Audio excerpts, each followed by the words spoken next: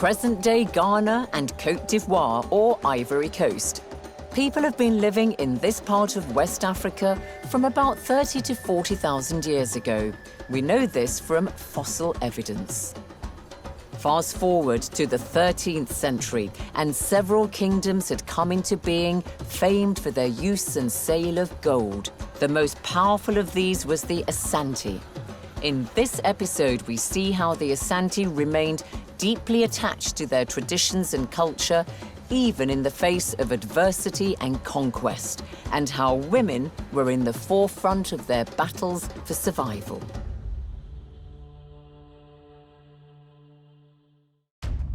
The Asante are one of the best known of Africa's groups. They're sometimes called the Ashanti, and their history accounts for some of the most vivid chapters in Africa's story, as described in UNESCO's General History of Africa, on which this series bases its facts.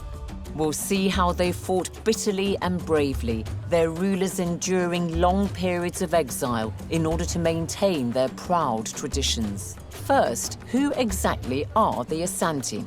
Well, they belong to a much larger community known as the Akan, who make up about 45% of the population of modern-day Ghana and around 33% of Côte d'Ivoire. The Akan include many other subgroups like Twi and Fanti in Ghana and the Baoulé and Abron in Côte d'Ivoire. To get an impression of the mix of these ethnicities, I go to the Azmira restaurant in the Ghanaian capital Accra, which prides itself on serving a wide variety of dishes. Local fashion designer Linda Amper, her husband Carl and daughter Naurama helpfully take me through what's on offer. Every region is represented in this restaurant. So what? Oh my, this is a huge. What is this that's just being So presented? this is called Impotompoto. This is from the eastern region of Ghana, and it's made from cocoyam. This one is kontomire stew. This is typical of Ashanti, and also Ekwiapem and Achims. So it's really the Akan food. That's banku. Oh, this is banku. Oh, I'm getting my fufu mixed with my banku. This one is from the Volta region of Ghana. What's this sauce here? It's hot pepper sauce. And what's this known as? Shito. It's called shito. I'm glad it's got an O on the end of it. It'd be a problem if it didn't. You know?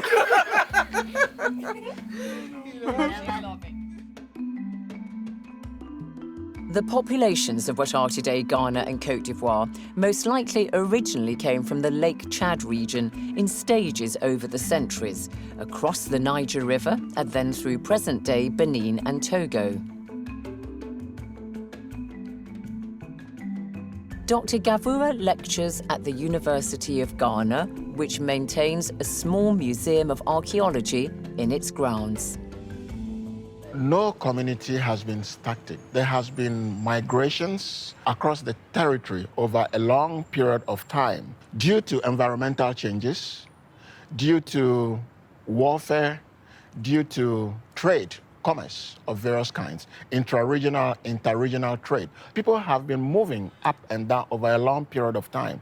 That is why today, to some of us, the events of our history makes nonsense of ethnicity, of tribalism, because we have been mixing and remixing over a long period of time. So as Dr. Gavua points out, although the Asante are one of the best defined groups in Africa today, they are in fact the product of much mixing over the centuries. At first, they lived by hunting animals and gathering wild fruit and berries. Then in time, they began to settle. For those who chose dense forest areas, there were particular challenges. By about 600, these hunter-foraging communities also began to farm and live in villages. But before they could begin farming, they had to clear huge tracts of forest to create agricultural land. And this was a monumental task, and it was so labor-intensive. It's possible that forced labor was used. Just imagine trying to hack away to bring down trees like this one with a pretty solid trunk. Must have taken such a long time. I get a very slight idea myself of just how hard it must have been to get around forests. We cannot tell the expanse of land that people were clearing at the time, but there's evidence to suggest that they were using polished stone axe heads to produce axes that they probably used to clear the forest. They also had scrapers and various tools that they could have used to cultivate. But as to the mode of cultivation at that particular time, we are yet to pinpoint that. But farm they did, and as well as crops, they also relied on the palm fruit tree. Even today, this is an extremely important source of food in Africa, and just about every part of the tree is used.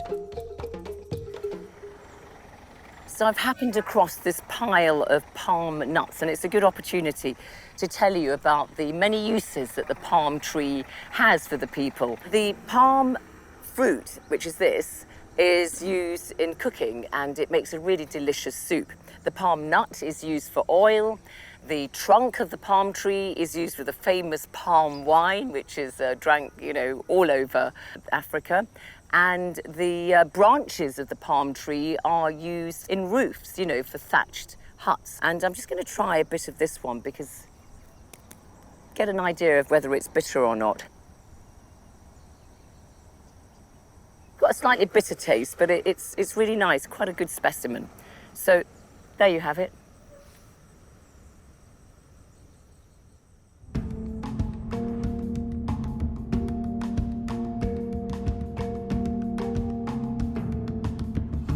As communities became more settled, they developed chiefdoms. Some of the bigger ones had complex social, economic, and political systems, like the Asante. They particularly favored hilltop sites and established the heart of their civilization in Kumasi, about 200 kilometers northwest of modern Accra.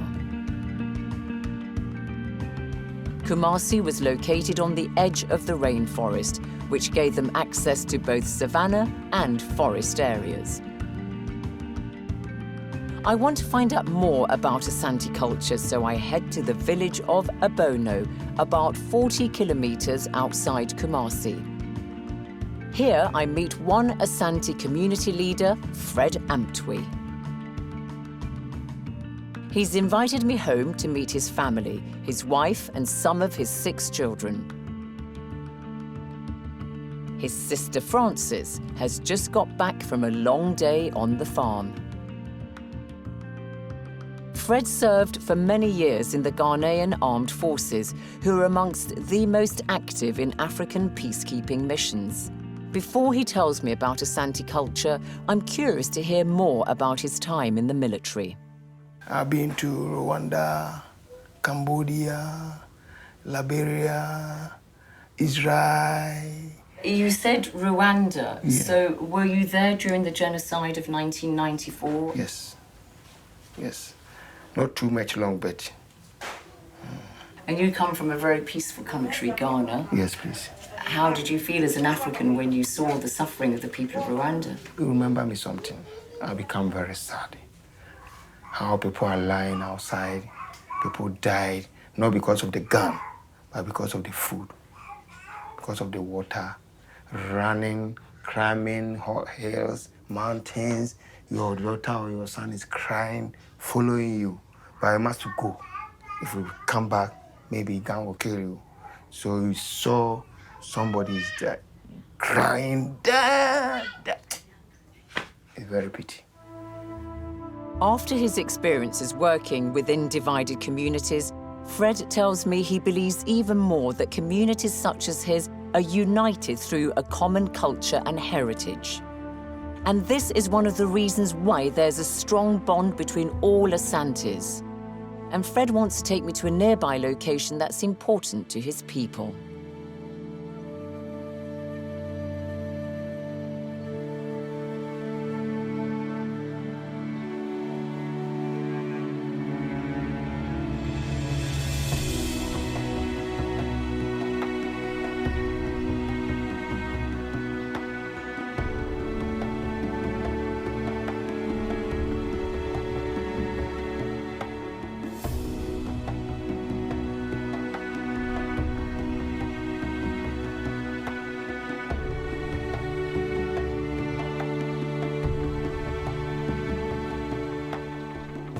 It is Lake Besomptwe, which is situated within an ancient crater and is more than 10 kilometers in diameter. It's a popular spot with visitors, fishermen, and those who fancy a picnic lakeside. It's obviously a lake of great natural beauty, but it's also got huge significance culturally for the Asante people, Yes, or as some people say, the Ashanti people. Yeah, the Ashanti. Tell us why that is. Well, this lake, we the Ashantis are controlling it. According to our forefathers, we are controlling because of the hunter who came and discovered the lake. But then here was thick forest. And he was in making the hunting on the taboo day. The hunter hide and be to the forest, and he got missing. And a dog with him. On their way coming home, and he saw an animal, that's an antelope, for example, like a deer.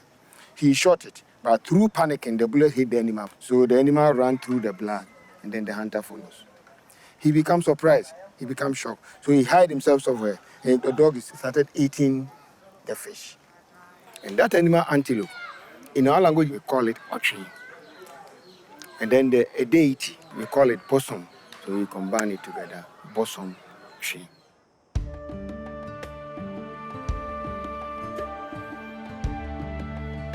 The steady trek of visitors to Lake Besomptwe keeps Fred occupied. He works as a supervisor at the site. I leave Fred to get on with his work. In the past, Asante communities like Fred's united and formed kingdoms. They became rich because they used the rivers around them, not only for fishing, but for something much more valuable, gold. Rulers fully exploited the alluvial gold found in rivers, and the kings would sell this through agents as part of extensive trading networks.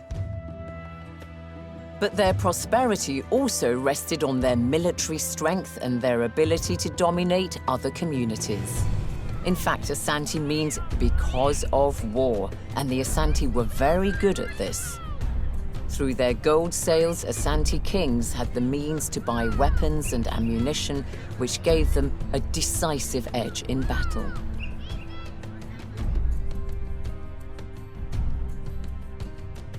By the 1600s, the Asante kings became the most powerful of the Akan. But it was to take another several decades before they became united into one kingdom. This was achieved by a military officer called Osei Tutu. In the 1670s, he used Kumasi as his base to conquer surrounding Akan chiefdoms. Bit by bit, Osei Tutu's authority grew, and this was cemented when he gained the support of religious leaders. One of these priests, Okomfo Anoche, depicted here in this statue in Kumasi, presented Osei Tutu with a stool which had fallen from the sky. And to this day, the golden stool is a symbol of Asante kingship. In 1701, Osei Tutu pronounced himself the Asantehene, which means the paramount king. His acceptance of the golden stool from the priest Okomfo Anoche meant that right from the start, this became synonymous with the Asante kingdom. The golden stool is so important to the Asante, they believe if it's ever captured or destroyed, then the Asante kingdom will disintegrate. It's rarely seen, and this is a photograph of it from recent years.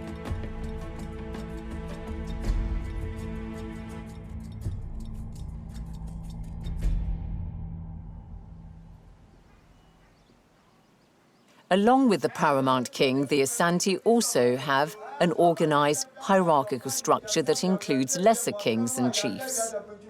Praise singers at the home in Kumasi of one of the paramount chiefs of the Asante, who serves as an advisor to the current king. In the grounds of his large home, he tells me, the founder of the Asante kingdom, Osei Tutu I, is highly revered. Well, back in the 17th century, King Osei Tutu I and his confidant, Okomfo Anoche, they came from Akwamu. somewhere around eastern region in present-day Ghana and came to Kumasi. When they came here, they fought. They conquered some of the people who were living in here already, and they established themselves as the supremos of this area. King Osei Tutu and Okomfanochi decided that they should get a new stool that Osei Tutu will occupy. And Okomfanochi did some magic or some conjure that one nice golden stool came from the heavens, and it came to sit on the lap of King Osei Tutu, and King Osei Tutu became the Asante Hene. We talk about him because he is the one who established the Ashanti Kingdom. He fought many, many wars and conquered many, many areas. So he is the one who actually established the Ashanti Kingdom. We still talk about him. This is the reason why when King Osei Tutu II took his name, a lot of us thought good things will come out from this man. The Asante Kingdom was quite a militaristic one. That's Just right. tell us a bit about how it used its very disciplined soldiers to expand its territories. In the beginning, King Osei Tutu and Okomfanochi came in here. They conquered a lot of people in here. And then they were able to go to the coast and buy guns.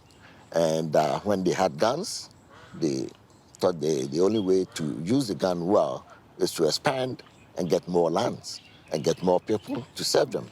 And so they expanded from the coast all the way from east to west of now modern-day Ghana.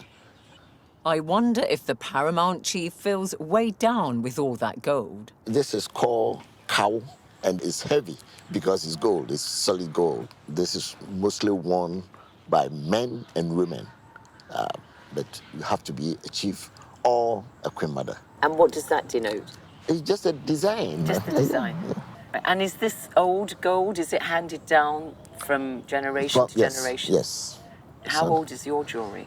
This is about maybe 50 years. All right. Because I got it from my predecessor.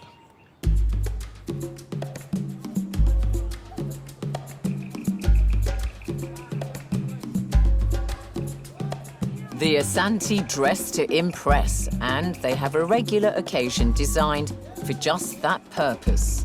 A chance to express one's status through clothing and jewelry. It's a ceremony called the Aquacidai. The upper echelons of the Asante Kingdom are all gathered here today for the Aquacidai, which is a special festival that takes place every 40 days. And everybody's waiting, of course, the Asante Hene for the start of the festivals. Hear the drumming in the background, of course, and the processions coming in under their parasols, evidently to protect themselves from the intense heat of the Kumasi sun. Wish I had one.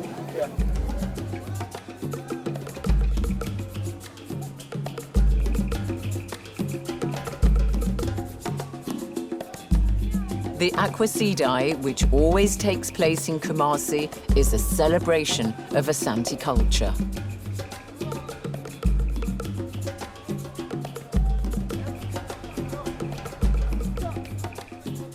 The paramount king is seen as the bearer of a divine kingship, as local heritage expert Osei Bonsu explains.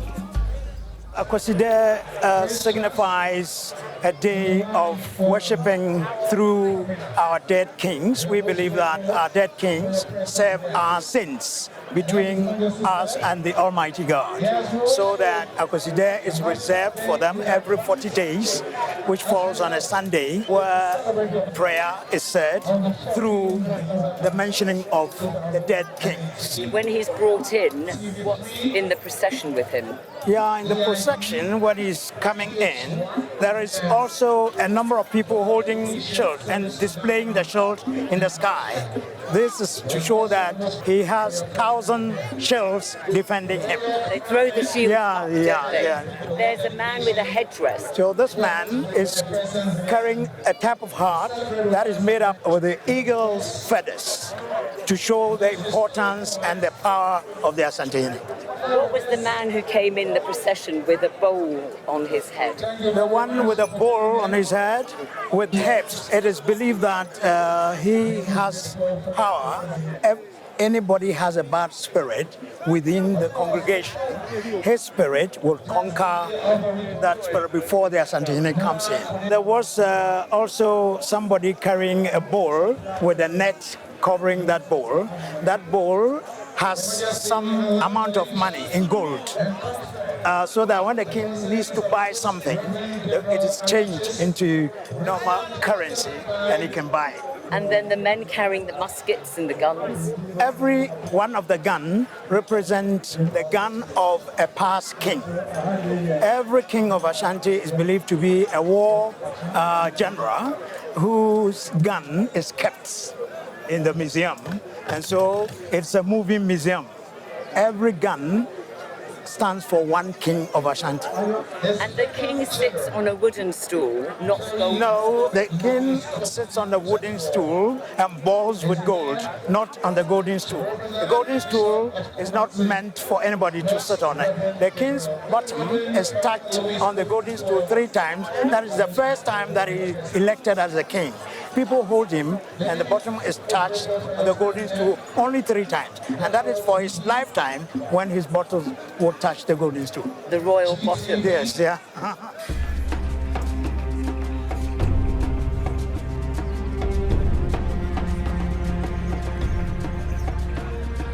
The Asantehene is always a king, but that doesn't mean women don't matter. In the Asante royal family, power is typically inherited through the female line, what's known as the matrilineal system. And indeed, Asante history is littered with powerful queens.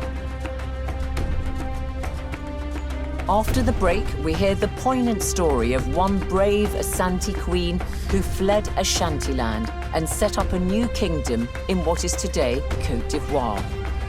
And how another Asante queen, through her courage and cunning, took on the British in the War of the Golden Stool.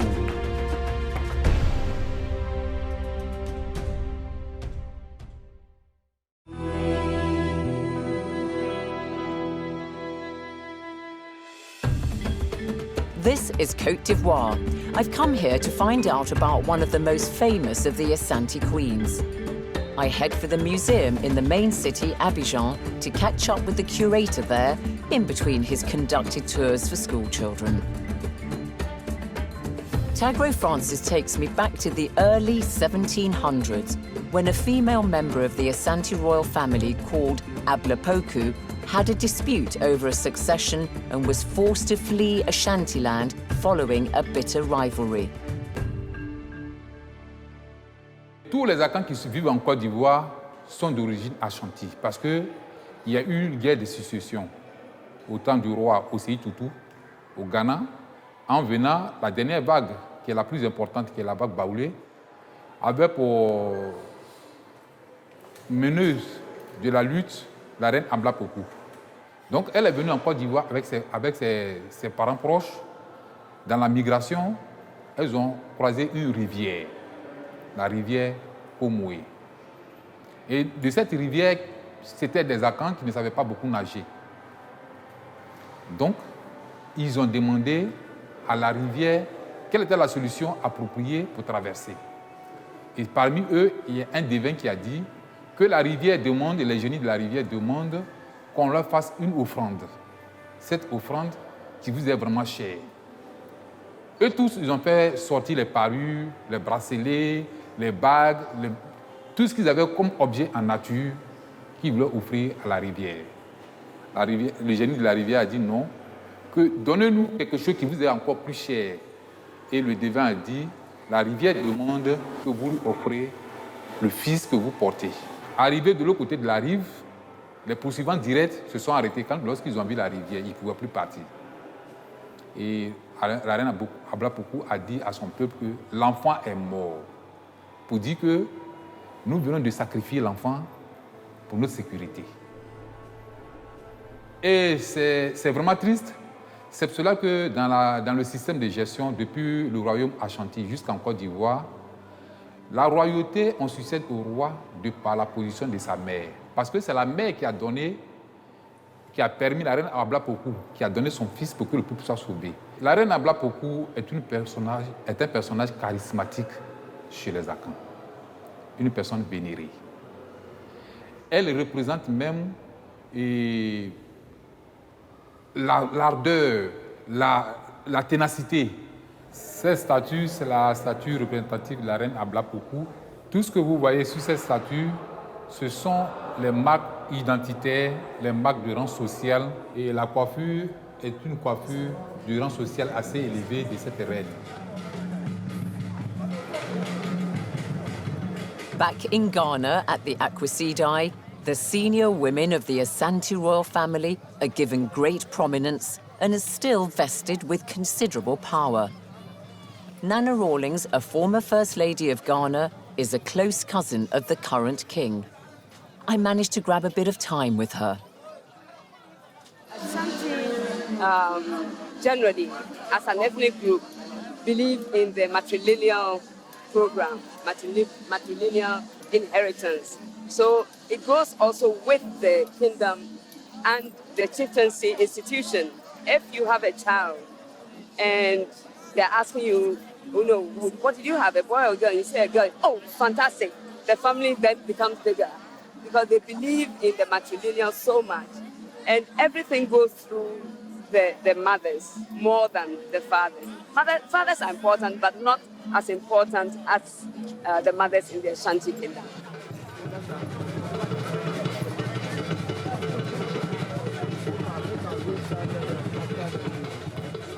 At the Aquacidai, just about everybody is wearing one of the most famous of fabrics in Africa, the kente cloth, which literally means whatever happens to it, it will not tear.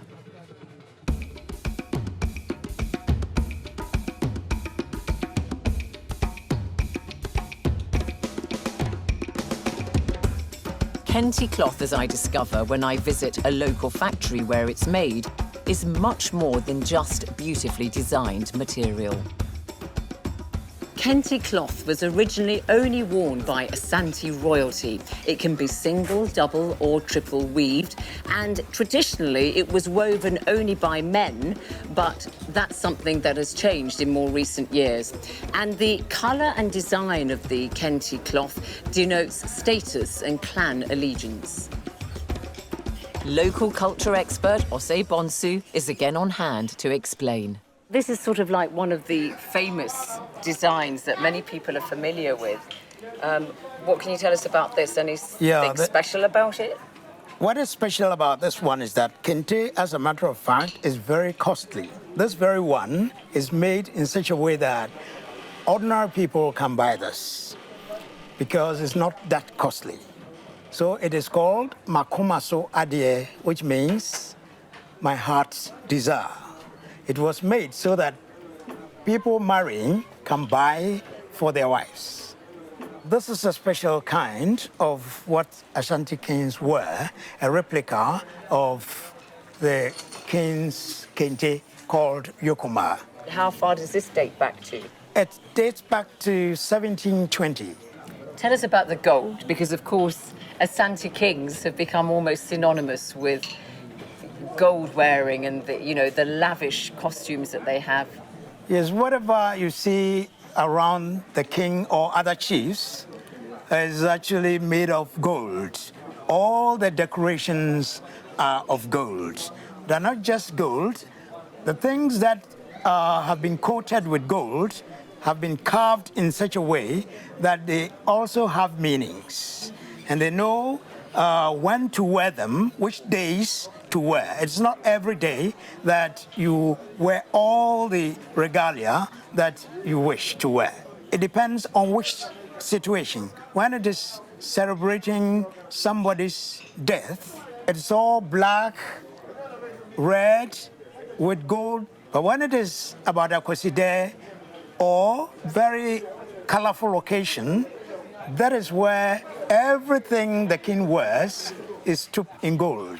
The king has special artisans because it is not allowed for anybody to copy what a king wears. When the founder of the Asante Kingdom, Osei Tutu I, died, after a long reign in 1717, he was succeeded by Opoku Ware I, who reigned until 1750. He extended the reach of the Asante Kingdom until it covered most of modern Ghana. In 1764, the Asantehene Osei Kwadwo I decided to centralize his kingdom and established a new professional administration based on merit, not birth. This meant that the kingdom was well organized and efficiently run. As a result, the people of Ashantiland lived a comfortable, even prosperous existence, as can be seen in this collection of illustrations by an Italian artist in the 1840s. By the early 19th century, the Asante kings, through their military successes, had accumulated many captives through conquest, some of whom were used as farm laborers. Consequently, food was abundant. The capital, Kumasi, was well designed with wide streets that were clean and tidy. The palace complex was in the center of the city, and houses were comfortable and well built and had toilets that could be flushed. Well, this is a traditional Asante courtyard house, not far from Kumasi, and it dates back to the 19th century. And typically, these houses would have a raised ground floor, and the pillars would have these very attractive carvings made of various materials. The walls were made of mud, plastered onto a timber frame with a steeply pitched roof that was covered with thatch. And the walls were painted with a white clay, the upper walls that is, and the lower ones were kind of covered with this terracotta hue. Now, Asante architecture had many different types of models, but they were all inspired by this, the courtyard house. Within the courtyard of grand houses, there would be drums like these in the Palace Museum in Kumasi. These drums, made of wood, silver and animal hide, date back to the late 19th century. The museum curator is Justice Brobby. That's his first name, by the way. He's not a judge. Asante have their own way of communication. They use the local materials, the drums, to communicate. You know, the sound of it could travel to the next community, and they will act upon the message. Everybody was taught the meaning of the drums. So anytime these were beaten, the people understood and acted upon the message. We call it in our language a tumpan, that are talking drums. So drums are not only a form of entertainment, but also a means of communication for the Asante, as indeed is the case right across Africa. Culture and power sustained the Asante Kingdom, and it continued in this vein for some time. However, by the second half of the 19th century, rival Fanti rulers along the coast were increasingly keen to assert themselves and wanted to increase their control of coastal trade. Significantly, by now, there was an ever-growing British presence in this part of Africa. Unable to defeat the mighty Asante themselves, the Fanti turned to the British for help. Their interests aligned. The consequences for the Asante were disastrous. In 1874, the British ransacked Kumasi. They took all its treasures, destroyed the king's stone-built palace, and then burnt down the city. The destruction lasted for well over a year.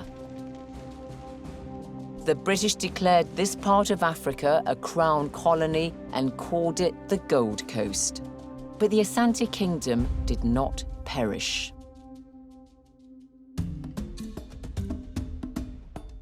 In 1888, a new Asantehene took the throne. He was Prempeh I, and he decided he wanted to revive and preserve his kingdom. When he was offered protectorate status by the British, he responded,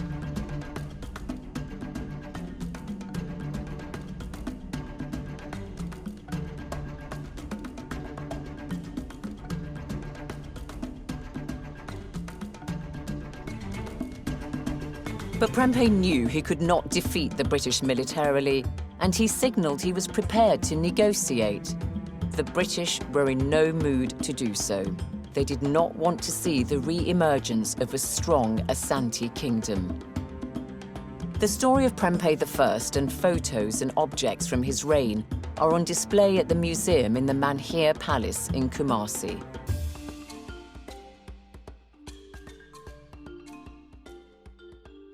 Prempeh I, of course, was the Asante king who really came up against the British.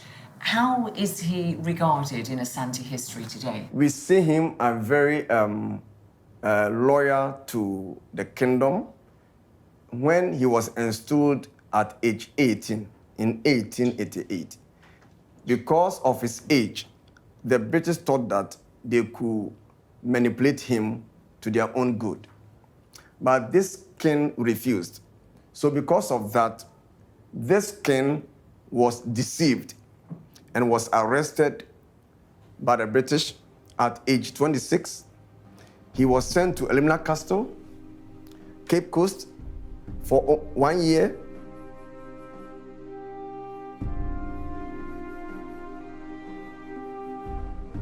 Prempeh I was brought and kept in this room at St. George's Castle in Elmina, about 12 kilometres from Cape Coast. And from here, he was dispatched into exile to the Seychelles.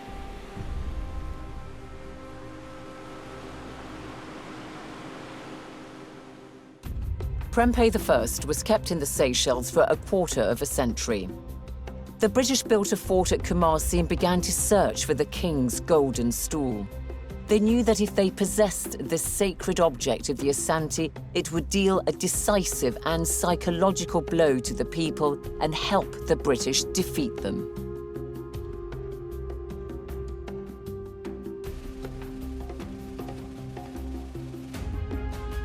In 1900, in one last rearguard attempt to see off the British, the Asante attacked Kumasi Fort.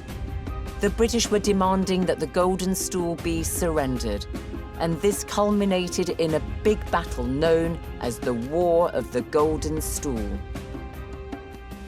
King Prempeh was in exile and could not rally his troops. So in his place, the elderly Asante Queen Mother, Ya Asantewa, decided it would be she who led her people into battle. So when the king was arrested and there was no man to fight the British, all the men were afraid. And because nobody was prepared to lead the army, it was this woman, Anaya Asantewa, at age 65 in 1900, who stood up and said, "No way, I'm ready to die for my nation." When the British came to demand for the golden stool of Asante. You know, the golden stool is the symbolic essence of Asante, the pride, the soul, the spirit of Asante. Once the gold stool is missing, that will be the end of the kingdom. So because no man was ready to fight, this woman volunteered and said, "I am ready to die for my nation." So she took the gun, fired, and the men had no choice but to follow her.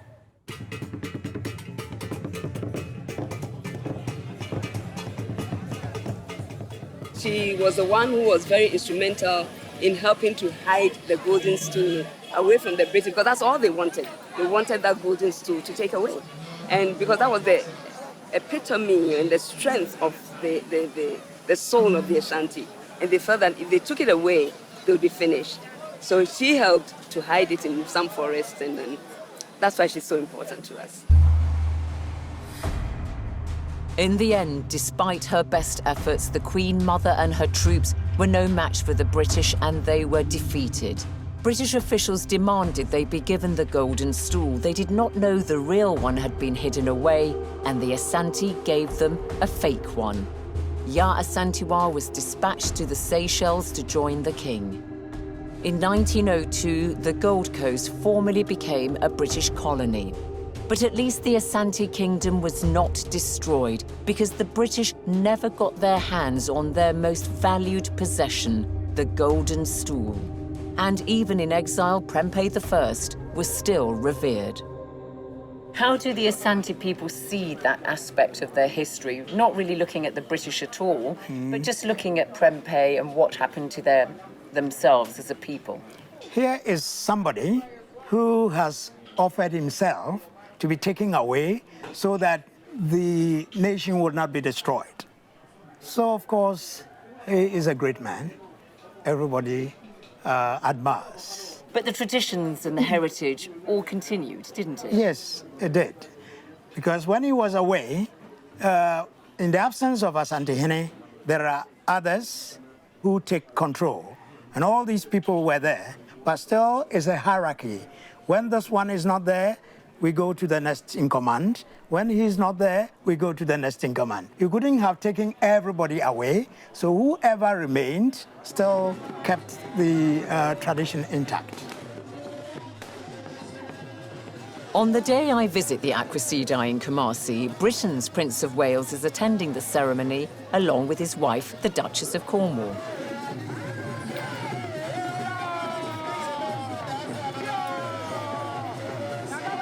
Despite the fact that the Asante were subjugated by the British, there is no lingering resentment, and the Ghanaians are happy to welcome the royal couple.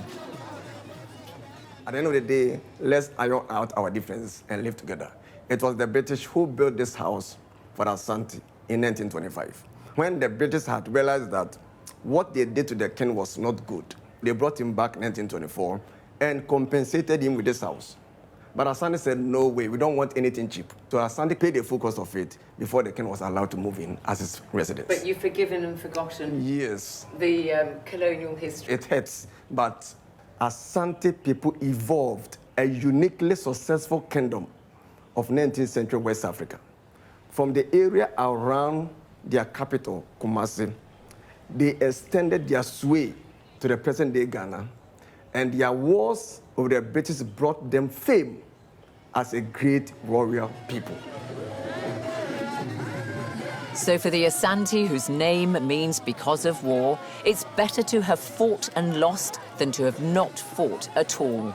Prince Charles may represent a country that once ruled the mighty Asante, but today he pays his respects to their paramount king. The Asante show that history and custom are not extinguished by military defeat. And of course, to this day, the Asante people celebrate their traditions and their festivals.